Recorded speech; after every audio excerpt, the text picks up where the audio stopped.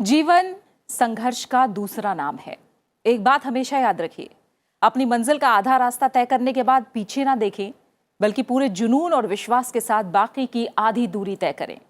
बीच रास्ते से लौटने का कोई फायदा नहीं, क्योंकि लौटने पर आपको उतनी ही दूरी तय करनी पड़ेगी जितनी दूरी तय करने पर आप लक्ष्य तक पहुंच सकते हैं।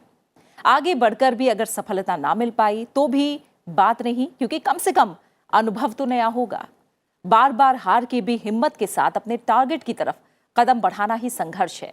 अपनी हर असफलता से कुछ सीखिए और निडरता के साथ संघर्ष का दामन थाम के मंजिल की ओर आगे बढ़कर बेहतर बनाते चलिए। ये सारा जहां। स्वागत है आप सभी का। नमस्कार, मैं हूं प्रीति सिंह। सबसे पहले इस हफ्ते की सुर्खियां। सीरिया में 5 दिन के संघर्ष विराम को लेकर अमेरिका और तुर्की के बीच समझौता। अंतर्राष्ट्रीय समुदाय ने ली कुछ राहत की सांस। राष्ट्रपति डोनाल्ड ट्रंप ने कहा, तुर्की पर प्रस्तावित आर्थिक प्रतिबंध अब जरूरी नहीं। तुर्की ने कहा, 120 घंटों के समझौते को पूर्ण संघर्ष विराम ना समझा जाए। हांगकांग में लोकतंत्र बहाली को लेकर जून में शुरू हुए प्रदर्शन अब भी लगातार जारी। प्रदर्शनकारी नेता जिमी शाम पर हांगकांग में हथौड़े से हमला। मानवाधिकार पर चिंता व्यक्त करते हुए अमेरिकी प्रतिनिधि सभा ने पारित किया हांगकांग लोकतंत्र बिल। चीन ने अमेरिका को सख्त लहजे में दी माकूल जवाब देने की चेतावनी।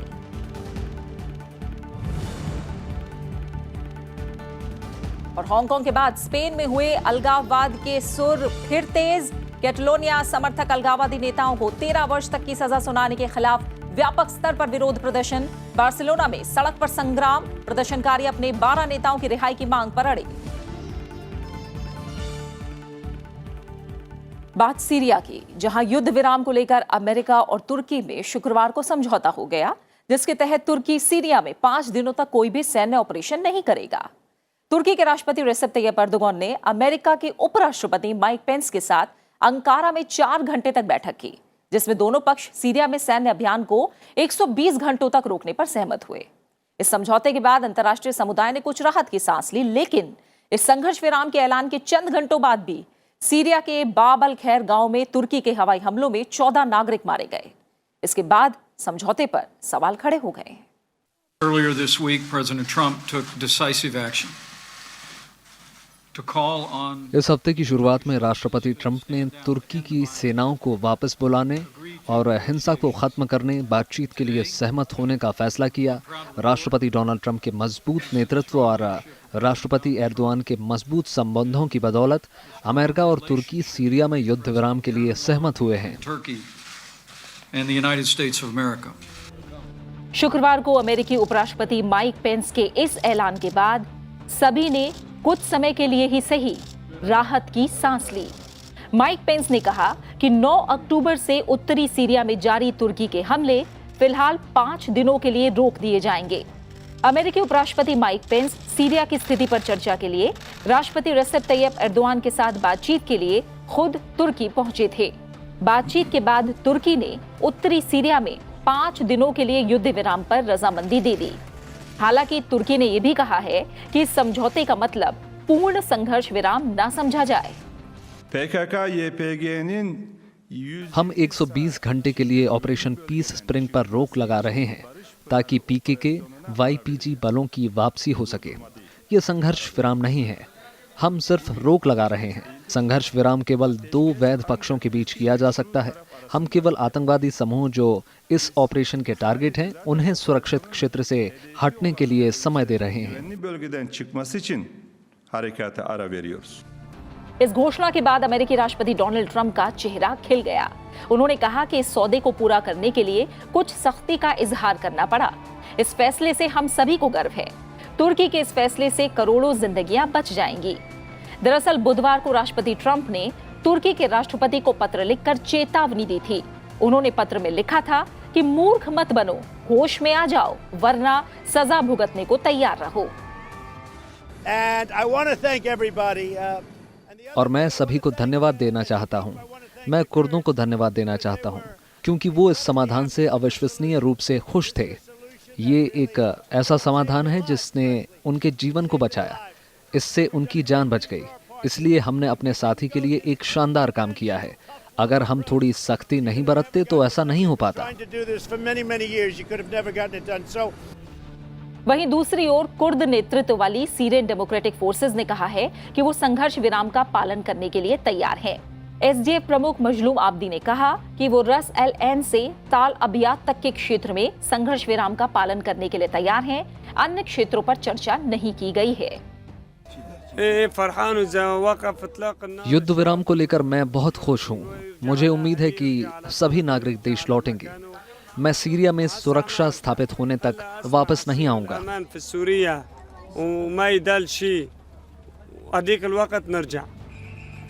9 अक्टूबर को तुर्की ने उत्तरी सीरिया सीमा के पास कुर्द लड़ाकों को पीछे खदेड़ने के लिए अभियान चलाया था। तुर्की कुर्दों को आतंकवादी मानता है, इसलिए सीरिया में कुर्दों के खिलाफ उसने अभियान छेड़ा। तुर्की उत्तरी सीरिया की ओर 30 किलोमीटर एक बफर जोन बनाना चाहता है ताकि कुर्द मिलिशिया को दूर रखा जा सके और उसकी जमीन पर रह रहे करीब 36 लाख सीरियाई शरणार्थियों में से कुछ को फिर से बसाया जा सके। तुर्की की इस कार्रवाई के बाद यूरोप के कई शक्तिशाली देशों ने चेतावनी दी कि तुर्की की कार्रवाई से इलाके में आईएस आतंकियों को फिर से सिर खड़ा करने का मौका मिल सकता है। इस बीच तुर्की पर दबाव बढ़ाने के लिए अमेरिका ने नए प्रतिबंधों की धमकी दी थी। ब्रिटेन और स्पेन ने तुर्की को सैन्य निर्यात निलंबित कर दिया। कनाडा ने भी ऐसा ही कदम उठाया। रूस और जर्मनी ने भी तुर्की को तुरंत हमले रोकने के लिए कहा था। तुर्की के इन हालिया हमलों में दर्जनों नागरिक मारे गए और लगभग 3 लाख लोग विस्थापित हुए। अब देखना यह है कि पिछले करीब 8 साल से गृह युद्ध की आग में जल रहे सीरिया में कुछ दिनों का संघर्ष विराम आगे के लिए कोई उम्मीद लेकर आता है या एक बार फिर सीरिया को संघर्ष की आग में जलना होगा। Bureau report, Rajya Sabha TV. तुर्की दरअसल कुर्दों को आतंकवादी मानता है और उसका कहना है कि सीरिया से कुर्दों को खदेड़ने के लिए वो हमले कर रहा है। कुर्द दरअसल नस्लीय अल्पसंख्यक समूह है। दुनिया के कई देशों में बटे कुर्द सैकड़ों साल से अलग देश की लगातार मांग कर रहे हैं, लेकिन उनके आंदोलन को हमेशा कुचल दिया जाता है। अल्पसंख्यक होने की वजह से उन पर कई तरह के अत्याचार किए जाते हैं। वही कई मुल्कों में उन्हें विद्रोही और सत्ता का दुश्मन भी माना जाता है। आइए जानते हैं अलग अलग देशों में कुर्दों की आखिरकार क्या स्थिति है।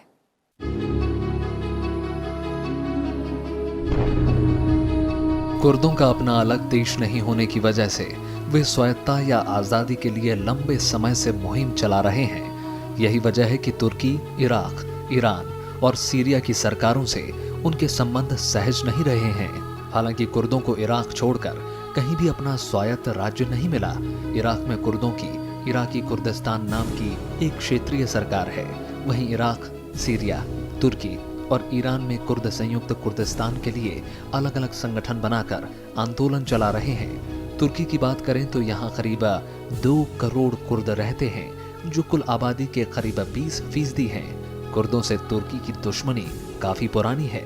तुर्की में इन्हें पहाड़ी तुर्क कहा जाता है और इनके साथ बड़ा भेदभाव किया जाता है। 1920 और 30 के दशक के बाद तुर्की में कुर्दिश नाम और उनके रिवाजों को प्रतिबंधित कर दिया गया। इसके साथ ही कुर्दिश भाषा को भी प्रतिबंधित कर दिया गया। यहाँ तक कि कुर्दिश पहचान को भी खारिज किया गया। जब 1978 में अब्दुल्ला ओजलान ने अलग कुर्द देश की मांग के साथ कुर्दिस्तान वर्कर्स पार्टी बनाई तो तुर्की सरकार ने इसका काफी विरोध किया। इसके बाद हुई हिंसा में हजारों लोग मारे गए। 1990 के दशक में पीकेके ने अलग कुर्द देश की मांग छोड़कर अपने लिए स्वायत्त क्षेत्र की मांग की। तुर्की अपने यहाँ सक्रिय कुर्दिस्तान वर्कर्स पार्टी यानी पीकेके को आतंकवादी संगठन घोषित कर चुका है और इसके नाम पर कुर्दों और उनकी मांगों को लगातार दबाया जाता है। देखिए, कुर्द लोगों को तुर्की में ये माउंटेन टर्क्स कहते हैं, जो पहाड़ी तुर्क हैं। तो उनको बहुत नीची नज़र से देखते हैं कि वो सिविलाइज नहीं है। सीरिया की आबादी में करीब 10% कुर्द हैं, लेकिन यहाँ इनकी हालत और भी खराब है। 1960 से ही लाखों कुर्दों को नागरिकता भी नहीं मिली है। उनका अरबीकरण करने के नाम पर उनकी जमीनें भी ले ली गई हैं। जब भी वो अपने अधिकारों की बात करते हैं, बात करने वाले नेताओं को जेल में डाल दिया जाता है। 2012 तक सीरिया के कुर्द वहां हो रहे राजनीतिक घमासान से अछूते थे, लेकिन उसके बाद स्थिति बदल गई। ISIS के हमलों में सबसे ज्यादा जुल्म सीरियाई कुर्दों को झेलना पड़ा। सीरिया में स्वायत्त राज्य बनाने के लिए YPG समूह लड़ रहा है। तुर्की इसे भी आतंकवादी संगठन मानता है और उसे लगता है कि YPG उसके यहाँ भी अव्यवस्था फैला सकता है। इस वजह से तुर्की ने साल 2018 में पश्चिमी सीरिया में कुर्दों के नियंत्रण वाले आफरिन प्रांत में हमला किया था, जिसमें कई आम लोग मारे गए थे और हजारों लोग विस्थापित हुए थे। इराक एकमात्र देश है जहां कुर्दों की प्रांतीय सरकार है। इराक में कुर्दों की आबादी करीब 10% है। 1992 में इराक में कुर्दिस्तान रीजनल गवर्नमेंट बनी। इसके साथ इराक में कुर्दिस्तान इलाके में पहली बार लोकतांत्रिक तरीके से चुनी हुई संसद कुर्दिस्तान नेशनल असेंबली ने सरकार बनाई थी। इस सरकार की अपनी संसद होने के साथ ही सेना यानी पशमर्गा भी कुर्दिस्तान सरकार के अपने बॉर्डर और विदेश नीति भी हैं। सितंबर 2017 में इराकी कुर्दिस्तान में स्वतंत्रता के लिए जनमत संग्रह हुआ था, जिसमें 92% लोगों ने अलग देश की मांग की थी। इस जनमत संग्रह को इराक की सरकार ने असंवैधानिक कहकर खारिज कर दिया था। इसके बाद इराक ने कुर्द क्षेत्र में सुरक्षा बल तैनात कर दिए थे। तुर्की ने भी इसका विरोध किया था। इनकी मांग यही है कि इन पे अत्याचार जो हो रहा है तुर्की की तरफ से, ईरान की तरफ से, इराक और सीरिया और कुछ कुर्द सेंट्रल एशिया में भी हैं और रशिया के कॉकेसस में भी हैं, तो अत्याचार ख़त्म हो, इनके ह्यूमन राइट्स को एक्सेप्ट करे जाए। आर्मेनिया की बात करें तो पहले ये सोवियत संघ का हिस्सा था। स्टालिन के वक्त हुए नरसंहार में यहाँ सैकड़ों कुर्द मारे गए थे, पर अब यहाँ पर बाकी देशों के जैसी स्थिति नहीं है। यहाँ कुर्दों की स्थिति अन्य देशों के मुकाबले थोड़ी ठीक है। हालांकि यहाँ भी समय समय पर कुर्द देश की मांग उठती रहती है। Bureau report, Rajya Sabha TV. और आइए अब जल्दी से एक नजर डाल लेते हैं दुनिया की कुछ और बड़ी घटनाओं पर, दुनिया एक नजर में। फाइनेंशियल एक्शन टास्क फोर्स ने पाकिस्तान को आखिरी चेतावनी दी है। FATF ने कहा है कि पाकिस्तान को फरवरी 2020 तक पूरी तरह से आतंकवादियों के खिलाफ अपनी पूर्ण कार्य योजना को पूरा करना होगा, वरना पाकिस्तान के खिलाफ बड़ी कार्रवाई की जाएगी। FATF ने पाकिस्तान को 27 में से 22 बिंदुओं पर फेल करार देते हुए जल्दी प्रगति करने पर जोर दिया है। FATF ने कहा है कि ऐसा ना करने पर पाकिस्तान को ब्लैकलिस्ट करने पर मजबूर होना पड़ेगा। फिलहाल पाकिस्तान को ग्रे लिस्ट में रखा गया है और 27 पॉइंट्स को पूरा करने के लिए, ऐसे में अगर पाकिस्तान 4 महीने के भीतर आतंकी फंडिंग और मनी लॉन्ड्रिंग के ऊपर ठोस कार्रवाई नहीं करता तो उसके खिलाफ FATF कार्रवाई करेगा। अगर पाकिस्तान ब्लैकलिस्ट होता है तो पहले से ही खस्ताहाल उसकी अर्थव्यवस्था पर काफी बुरा असर पड़ेगा। उत्तरी नाइजीरिया में पुलिस ने छापेमारी करके एक इस्लामिक बोर्डिंग स्कूल में बंधक बनाकर यौन उत्पीड़न का सामना कर रहे 300 से ज्यादा बच्चों को मुक्त कराया है। एक महीने में छापेमारी करके 300 से अधिक बच्चों को मुक्त कराने की ये दूसरी घटना है। कैटसिना राज्य के दौरा क्षेत्र में कुछ छात्र छात्रावास से भागकर सड़क पर प्रदर्शन करने लगे, जिसके बाद पुलिस ने स्कूल में छापा मारकर छात्रों को मुक्त कराया। इन छात्रों को बंधक बनाकर इनका उत्पीड़न किया जा रहा था। छात्रों को जंजीरों से बांधकर रखा गया था। इस्लामिक बोर्ड स्कूल की स्थापना 40 साल पहले की गई थी। इस स्कूल में बच्चों को उनके माता पिता कुरान सिखाने और नशा मुक्ति के लिए भेजते थे। छात्रों ने बताया कि उन्हें अमानवीय ढंग से रखा जाता था और उनका यौन उत्पीड़न भी किया जाता था। प्रतिष्ठित बुकर पुरस्कार के लिए विजेताओं का चयन करने वाले निर्णायक मंडल ने इस साल नियमों को तोड़ते हुए मार्गरेट एटवुड और बर्नार्डिन एवरेस्टो को संयुक्त विजेता घोषित किया है। एवरेस्टो इस प्रतिष्ठित पुरस्कार को जीतने वाली पहली अश्वेत महिला है। बुकर के नियमों के अनुसार इस पुरस्कार को बांटा नहीं जा सकता, लेकिन निर्णायक मंडल ने कहा कि वो एटवुड और एवरेस्टो में से किसी एक को नहीं चुन सकते। इन पुरस्कारों की शुरुआत 1969 में की गई थी। इससे पहले 1992 में 2 लोगों को संयुक्त रूप से ये पुरस्कार दिया गया था। इसके बाद नियमों में बदलाव कर दिया गया था। एटवुड को द टेस्टामेंट और एवरेस्ट को गर्ल विमेन अदर के लिए ये पुरस्कार दिया गया है। नासा के अंतरिक्ष यात्री क्रिस्टीना कोच और जेसिका मील ने इतिहास रचा है। इतिहास में पहली बार ऐसा हुआ है जब सिर्फ महिलाओं ने स्पेस वॉक की। नासा के मुताबिक ये आंतरिक रूप से महिलाओं द्वारा आयोजित पहली स्पेस वॉक है। पिछली आधी सदी में किए गए सभी 420 स्पेस वॉक में पुरुष किसी न किसी रूप में शामिल रहे हैं, लेकिन शुक्रवार को स्पेस वॉक संख्या 421 के साथ ही ये बदल गया। अंतर्राष्ट्रीय अंतरिक्ष केंद्र में मौजूद सभी 4 पुरुष भीतर ही रहे। जबकि कोच और मीर ने टूटी हुई बैटरी चार्जर को बदलने के लिए केंद्र से बाहर अंतरिक्ष में चहलकदमी की। बैटरी चार्जर उस वक्त खराब हो गया था जब कोच और चालक दल के एक पुरुष सदस्य ने पिछले हफ्ते अंतरिक्ष केंद्र के बाहर नई बैटरियां लगाई थी। नासा ने इस समस्या को ठीक करने के लिए बैटरी बदलने के बाकी काम स्थगित कर दिए और सिर्फ महिलाओं के स्पेस वॉक को मंजूरी दी। और सारा जहां में फिलहाल वक्त हुआ है छोटे से ब्रेक का, और ब्रेक के बाद देखेंगे दुनिया रंग बिरंगी।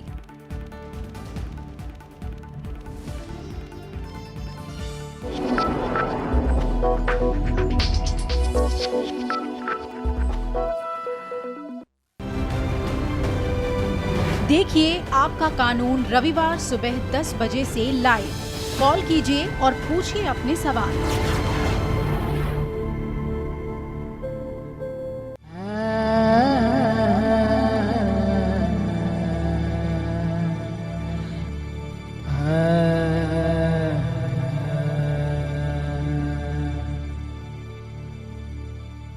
माटी कहे कुम्हार से, तू क्या रौंदे मोए।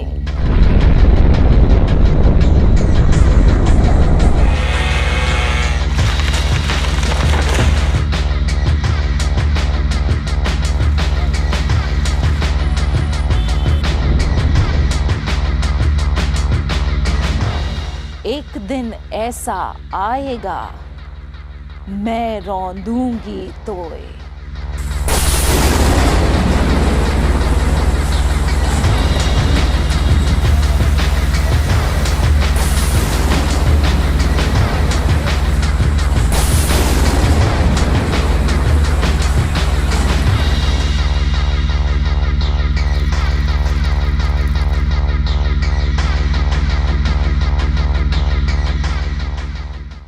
जल जंगल और जमीन है जब तक, जीवन है तब तक।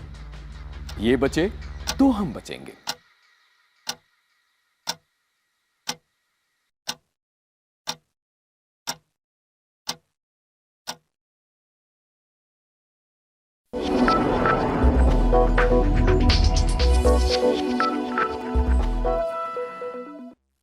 हांगकांग में प्रदर्शनकारी और भड़क गए हैं। उनके नेता पर हुए हमले के बाद लोकतंत्र समर्थकों ने प्रदर्शन और तेज करने की चेतावनी दी है। वैश्विक कारोबार का प्रमुख केंद्र माने जाने वाला हांगकांग पिछले दिनों दर्जनों सबवे स्टेशन और दुकानों में तोड़फोड़, आगजनी और सड़क बंद होने की समस्याओं से जूझ रहा है। वहीं अमेरिका के हाउस ऑफ रिप्रेजेंटेटिव्स में हांगकांग में लोकतंत्र के समर्थन में चल रहे विरोध प्रदर्शनों पर एक बिल पास किया गया, जिसके बाद चीन ने अमेरिका के खिलाफ तेवर कड़े करने की चेतावनी दी है।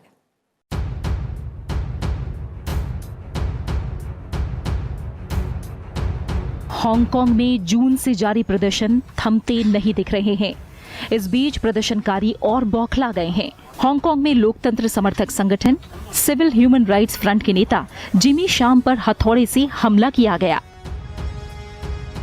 इस हमले में जिमी शाम बुरी तरह घायल हो गए और उनकी खून से लथपथ तस्वीरें सोशल मीडिया पर भी वायरल हो गईं। जिमी शाम को पुलिस ने तत्काल ही अस्पताल में भर्ती कराया।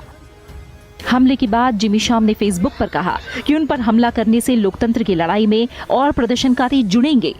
वहीं हांगकांग की संसद में भी इस मामले पर अवरोध देखने को मिला। लोकतंत्र समर्थक सांसदों ने जिमी शाम पर हुए हिंसक हमले की निंदा की। ये कोई पहला मामला नहीं है। इस तरह जुलाई से लेकर अब तक इस तरह की कई घटनाएं हुई हैं। 7 से अधिक विधायक, जिला परिषद के उम्मीदवारों पर जघन्य हमले हुए हैं और इन्हें चोट लगी है। इनमें से किसी भी मामले में कोई भी संदिग्ध गिरफ्तार नहीं किया गया है। मैं पुलिस से अपील करता हूं कि अपने कर्तव्यों का पालन करें और याद रखें कि शांतिपूर्ण प्रदर्शनकारी इस तरह के क्रूर हमलों से डरेंगे नहीं। इधर अमेरिका ने हांगकांग के मुद्दे पर चीन को एक और झटका दिया है। अमेरिका के हाउस ऑफ रिप्रेजेंटेटिव ने हांगकांग में लोकतंत्र के समर्थन में चल रहे विरोध प्रदर्शनों पर एक बिल पास किया है।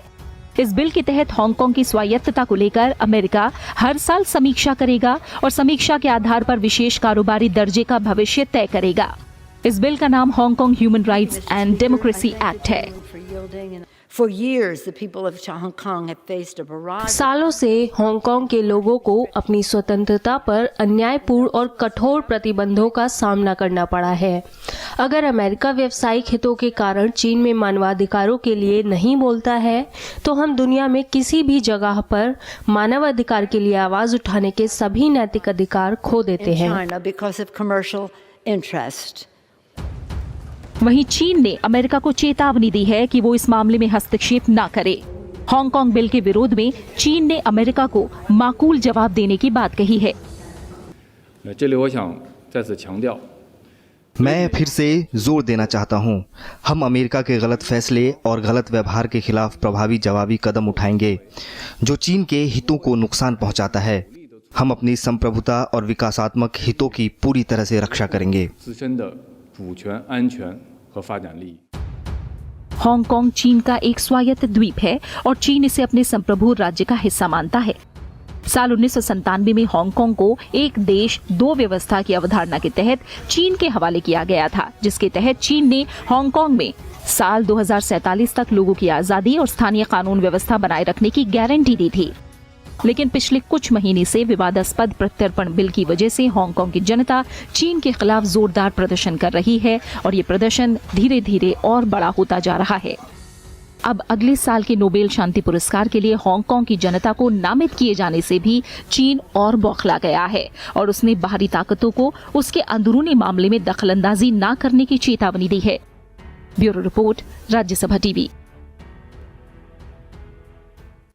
हांगकांग के बाद अब स्पेन का मुद्दा एक बार फिर गर्मा गया है। स्पेन से कैटलोनिया को अलग करने की मांग काफी समय से की जा रही है।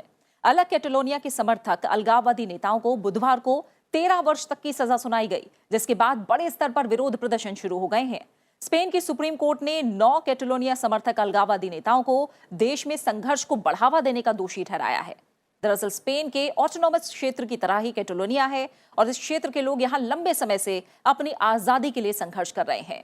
अब कोर्ट के आदेश के बाद एक बार फिर भड़के विरोध प्रदर्शनों को संभालना स्पेन की सरकार के लिए टेढ़ी खीर साबित होता दिख रहा है।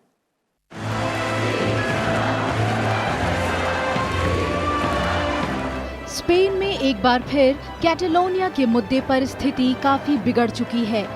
स्पेन के 5 अलग अलग शहरों में हजारों प्रदर्शनकारियों ने हिस्सा लिया। आयोजकों ने अकेले बार्सिलोना में 7.5 लाख लोगों के शामिल होने का दावा किया।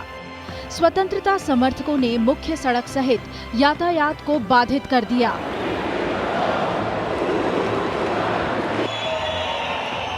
स्पेन की सुप्रीम कोर्ट ने जैसे ही कैटलोनिया समर्थक अलगाववादी 9 नेताओं को बुधवार को 13 वर्ष तक की सजा सुनाई, वैसे ही इस सजा के खिलाफ प्रदर्शनकारी सड़कों पर उतर आए। स्पेन की सरकार की कठोर नीतियों और दमन के खिलाफ प्रदर्शन बड़ा होता चला गया। 18 अक्टूबर की देर रात तक कैटलोनिया क्षेत्र में प्रदर्शनकारियों का मार्च फॉर फ्रीडम जारी रहा। दिन में शुरू हुआ शांतिपूर्ण प्रदर्शन रात को हिंसक हो गया। राजधानी बार्सिलोना के हवाई अड्डे से विमानों का और मुख्य रेलवे स्टेशन से गाड़ियों का आना जाना काफी कुछ ठप पड़ गया। बार्सिलोना और रियल मैड्रिड के बीच होने वाला मैच हिंसा की भेंट चढ़ गया है। ये मैच 26 अक्टूबर को होने वाला था। अदालत का फैसला बहुत अनुचित है। ये फैसला मूल अधिकारों का विरोध करता है। विरोध करने का अधिकार, बोलने की आजादी और संसदीय प्रतिरक्षा के अधिकार का विरोध करता है। दरअसल कैटलोनिया स्पेन के ऑटोनोमस क्षेत्र की तरह है और इस क्षेत्र के लोग यहाँ लंबे समय से अपनी आजादी के लिए संघर्ष कर रहे हैं। कैटलोनिया में बड़े संघर्ष को बढ़ावा देने के लिए 12 में से 9 अलगाववादी नेताओं को दोषी ठहराया गया है। इन नेताओं पर अक्टूबर 2017 में अदालत के आदेश के बावजूद आजादी के लिए जनमत संग्रह करने का आरोप था। उस समय एक जनमत संग्रह कराकर कैटलोनिया के नेताओं ने प्रांत को स्पेन से आजाद घोषित किया था। स्पेन की सरकार ने प्रांतीय सरकार को हटाकर प्रशासन अपने हाथों में ले लिया था और आजादी के आंदोलन के प्रमुख नेताओं को गिरफ्तार कर लिया था। कैटलोनिया के तत्कालीन राष्ट्रपति कार्लोस पुigdemont भागकर बेल्जियम चले गए थे। दुनिया में कोई भी प्रचार रणनीति इतनी शर्मनाक नाइंसाफी नहीं कर सकती। स्पेनिश न्याय प्रणाली का महान फैसला एक नए युग की सुबह को चिन्हित करता है, जिसमें मौलिक अधिकारों और स्वतंत्रता का प्रयोग सभी नागरिकों के लिए प्रतिबंधित होगा। गुरुवार को विरोध प्रदर्शन शांतिपूर्ण तरीके से शुरू हुआ था, लेकिन रात आते आते माहौल बदल गया और प्रदर्शन हिंसक हो गया। स्पेन के केयरटेकर प्रधानमंत्री पेड्रो सांचेज ने कहा कि सजा सुनिश्चित होनी ही चाहिए। उन्होंने ये भी कहा कि ये प्रदर्शन सुनियोजित हैं। कोई भी कानून से ऊपर नहीं है। स्पेन जैसे लोकतंत्र में कोई भी व्यक्ति अपने विचारों या राजनीति के लिए अदालती मुकदमे के अधीन नहीं है, बल्कि कानून के अनुसार आपराधिक आचरण के लिए है। प्रदर्शनकारी राजनेताओं की रिहाई के साथ साथ क्षेत्र के लिए सामाजिक सुरक्षा और श्रम कार्यक्रम चाहते हैं। इनमें सबके लिए स्वास्थ्य सेवाएं और कार्यस्थल पर जेंडर समानता की मांग भी शामिल है। कैटेलोनिया में हो रहे विरोध प्रदर्शन ने क्षेत्रीय और केंद्रीय सरकार के सामने मुसीबतें खड़ी कर दी हैं। स्पेन से अलग होकर कैटेलोनिया देश के गठन के मुद्दे पर वहां की जनता भी दो हिस्सों में बटी हुई है। जुलाई में हुए एक सर्वे के अनुसार कैटेलोनिया के 44% लोग आजादी चाहते हैं, जबकि 48% इसके खिलाफ हैं। Bureau report, Rajya Sabha TV. और अब तनाव को थोड़ा कम करते हैं और चेहरे पर मुस्कुराहट लाने की कोशिश करते हैं। आइए आपको दिखाते हैं दुनिया रंग बिरंगी। एल ने अपने सालाना वुमेन इन हॉलीवुड इवेंट में कई नामी गिरामी महिलाओं को सम्मानित किया। इस साल अभिनेत्री नैटली पोर्टमन, जेनेडिया, Scarlett Johansson, Mindy Kaling, Gwyneth Paltrow के साथ ही फिल्म निर्माता लेना वेथ और मेलिना मैट्सुकास को सम्मानित किया गया है। ये सभी प्रतिभाशाली महिलाएं विमेन एम्पावरमेंट के लिए काफी काम कर रही हैं। एल मैगजीन हर साल हॉलीवुड में कुछ अलग करने वाली महिलाओं को विमेन इन हॉलीवुड अवार्ड से सम्मानित करती है। इस बार टोक्यो फैशन वीक की शुरुआत एक डार्जलिंग रनवे शो के साथ हुई, जिसमें पारंपरिक जापानी पोशाक को मॉडर्न ट्विस्ट के साथ पेश किया गया। मॉडल्स किमोनो से प्रेरित पोशाकों में कैटवॉक करती नजर आईं। कई मॉडल्स रंग बिरंगी शोल्डरलेस मिनी ड्रेसेस और लंबे बूट्स पहने नजर आईं। वहीं कई मॉडल्स एनिमेशन प्रिंट किमोनो में नजर आईं। रॉक स्टार से डिजाइनर बने योशिकी ने अपना ब्रांड 10 साल पहले लॉन्च किया था। उनका मकसद परंपरा और नव विचार को मिलाकर बनाए गए कपड़ों को बड़ी आबादी तक पहुंचाना है। इस बार टोक्यो फैशन वीक में 42 ब्रांड्स ने हिस्सा लिया है। बारबी खिलौने की 60वीं सालगिरह मनाने के लिए बारबी फैंस को उसके मैलिबू मैंशन में रहने का मौका मिल सकता है। रेंटल ऐप एयरबीएनबी के जरिए फैंस बारबी ड्रीम हाउस को बुक कर सकते हैं। समंदर के पास बने इस आलीशान ड्रीम हाउस में 4 लोग रह सकते हैं। यहाँ पर वाटर स्लाइड्स के साथ इन्फिनिटी पूल है, एक सिनेमा है, एक स्पोर्ट्स कोर्ट है, एक हॉबी स्टूडियो है और आउटडोर डाइनिंग एरिया के साथ साथ एक मेडिटेशन स्पेस भी है। घर की दीवारों पर बारबी की सभी उपलब्धियों की तस्वीरें लगी हैं। लोग यहाँ बारबी की अलमारी देख सकते हैं, जिसमें उसके 60 साल में पहने गए सभी फैशनेबल कपड़े हैं। इस मैंशन में एक रात रहने की कीमत $60 रखी गई है। फैंस 27 से 29 अक्टूबर के बीच यहाँ रिजर्वेशन करवा सकते हैं। ये है मैरी लिमरी और जिनेवीव बुलिगन। हाल ही में इन जुड़वा बहनों ने अपना 100वां जन्मदिन मनाया। 1919 में फ्रांस में पैदा हुई दोनों बहनों का उनके नर्सिंग होम में परिवार, दोस्तों और आसपास के प्रशंसकों ने ताली बजाकर स्वागत किया। दोनों का कहना है कि एक लंबी और खुशहाल जिंदगी बिताने का राज मदिरापान से दूर रहना और हर दिन पानी में सोडा लेना है। लेकिन दोनों बहनों के लिए सबसे जरूरी उनके परिवार हैं। उनके लिए परिवार ही खुशी का कारण और जीने की वजह है। और इसी के साथ सारा जहां के इस हफ्ते के सफर में फिलहाल इतना ही। आप हमारे इस कार्यक्रम को YouTube पर भी देख सकते हैं और अपनी राय और सुझाव हमारे साथ साझा कर सकते हैं। इनका हम इंतजार करते हैं। बने रहिए राज्यसभा टीवी के साथ। नमस्कार।